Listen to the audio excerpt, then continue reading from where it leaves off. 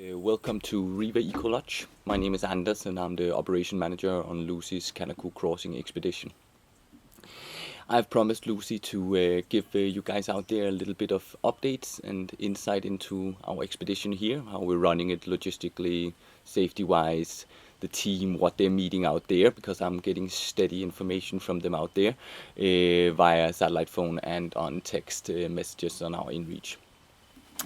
In front of me right here I have a map of the area that the guys are in presently.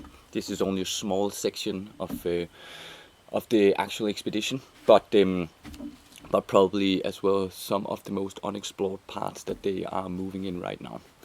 We dropped them off 4 days ago at King William's Falls at our insertion point.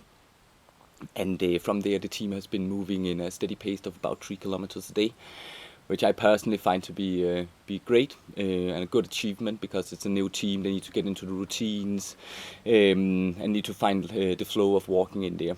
And the team in there is meeting really challenging terrain, very thick bush. They have to stay relatively elevated to stay out of swampy areas, and they have as well been experiencing that a lot of the maps we have here is rather imprecise when they have to find creeks and other things. And then, of course, what they're meeting in there as well, already on the day before insertion, Lucy had a jaguar walking right behind her hammock, like 15 meters away. And I got a message already the first night that they heard bushmasters, which is the biggest venomous snake in South America. And the whole area that they're going to be moving through is notoriously known to be full of this, and of course the fertile lands, among many other animals that of course rightfully is protecting their territory, but we want to do everything we can to keep the guys safe out there. But let's look a little bit closer to the map and where the guys are presently, and then we can see a little bit more into some of all these things that they can meet out there. So now we are down by the maps here, so you guys can see what I am seeing here. Basically, we traveled in south on the Rewa River here. It took us about 12 hours to come down here. We had a little bit of a tumble down in some rapids down here, which Lucy's gonna explain much more about. Very, very exciting and adventurous. But basically, where we started was down here by King William's Falls. King William's Falls is like a massive section of several waterfalls running in and out, and there's basically a lot of islands, a lot of current, very, very interesting terrain. We were camping on the opposite side, around here, and what you see here is our insertion point.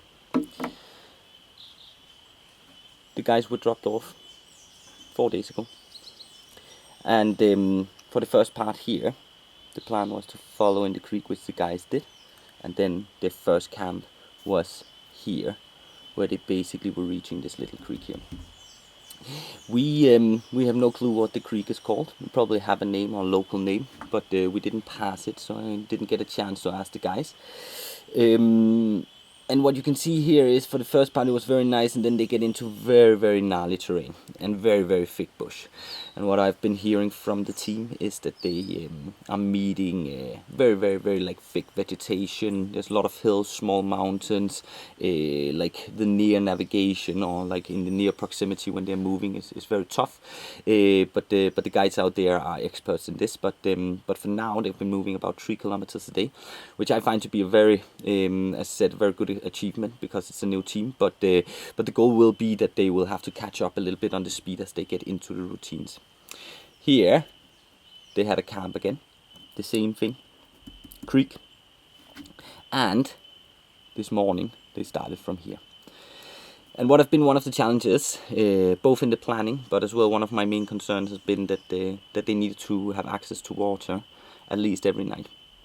And this is not going to be the case, especially when they reach further into the mountains. But for now, they have managed to find water to wash and take care of their personal hygiene, to cook and so forth, and to fill up their water supplies before they start moving throughout the day.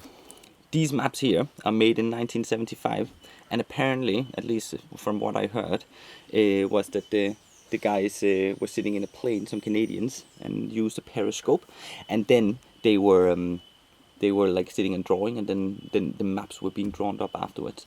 And what we realized is as well, because we had a little bit of an issue on the final day before insertion, that we were all sitting and checking our GPSs from the insertion point, and we realized that King William's Falls is actually not here. It's actually more to the side over here, a couple of kilometers to the west.